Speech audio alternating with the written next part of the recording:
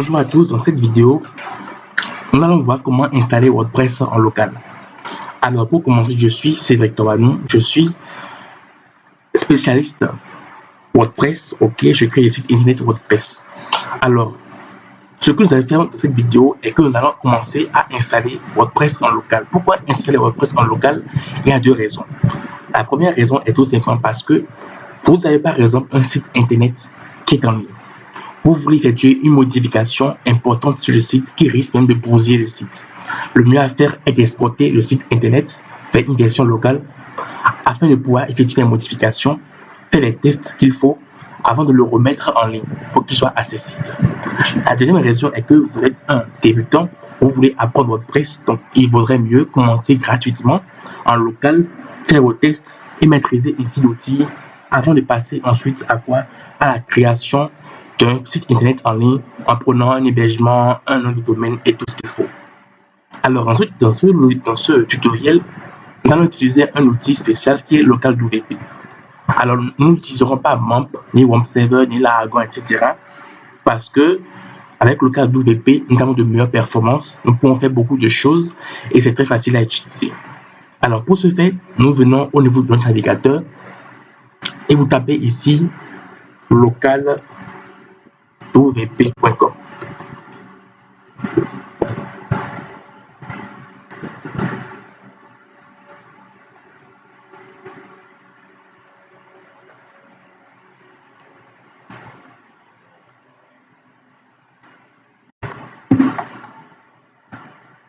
Je redémarre.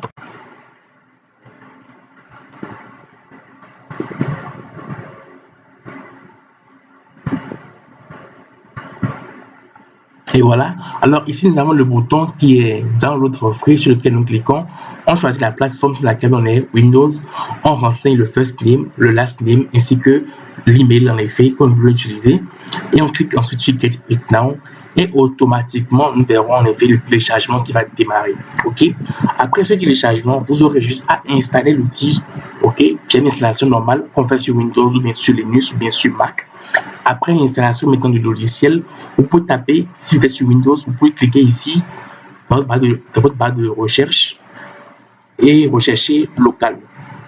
Vous verrez apparaître le logo du logiciel en question. Vous cliquez dessus pour l'ouvrir. Alors moi je l'ai déjà ouvert, donc il est ici et voici un peu à quoi il ressemble. Ici nous avons donc le profil de l'utilisateur et ici nous avons les différents sites internet qui sont installés en local. J'ai ici 4 sites internet installés en local.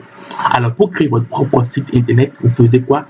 Vous allez en bas ici sur Add Local Site, vous cliquez sur Add Local Site, vous renseignez le nom du site internet. Par exemple, je mets Resto 44. Je clique sur Continue. Ici, vous choisissez Preferred ou Custom. Custom, si vous y connaissez un peu, vous prenez la version du PHP qui vous convient, la version du web server qui vous convient, la version de la database MySQL ou MariaDB si vous le voulez. Et ensuite, nous revenons ici au niveau du Preferred grâce à ce que nous voulons choisir. Je clique sur Continue. Vous avez ici les informations d'identification de connexion au dashboard de votre site WordPress. Vous mettrez le WordPress username, le WordPress password. Vous pouvez mettre par exemple des trucs comme admin et mettre ainsi un mot de passe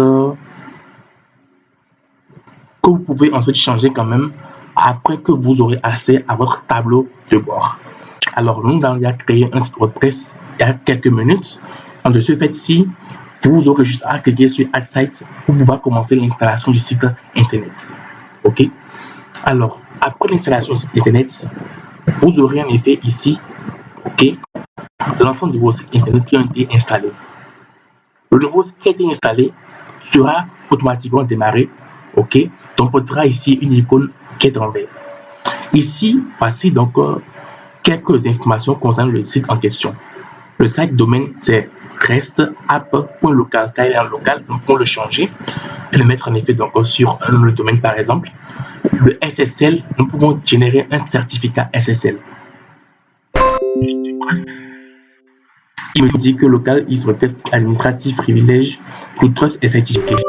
Donc il me demande une administration, enfin un privilège administrateur pour pouvoir installer le SSL. Maintenant, il a été installé.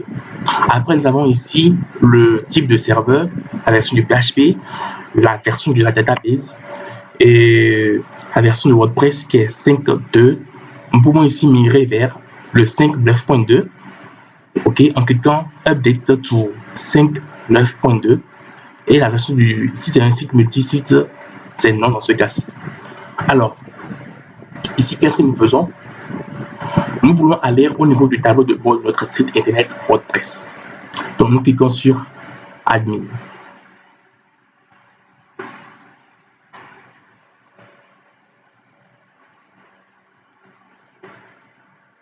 Et voilà, nous venons au niveau de l'interface de connexion de notre site WordPress. Et qu'est-ce que nous faisons? Nous renseignons l'email, enfin le username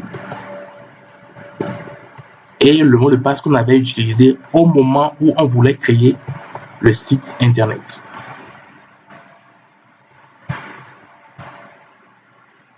On clique sur Login.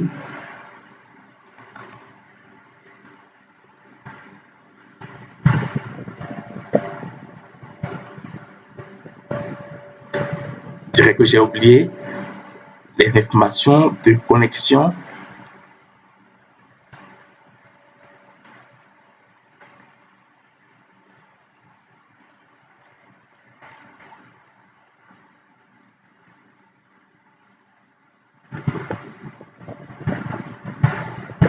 Je clique alors sur Lost Password. Je mets donc l'email qui est ok. Je n'avais pas assez renseigné l'email par ici. Donc, tout simplement, ce qu'il faudrait faire alors est de pouvoir renseigner en réalité vos informations de connexion qui sont en réalité quoi? L'email ainsi que donc, enfin, le username ainsi que donc le password.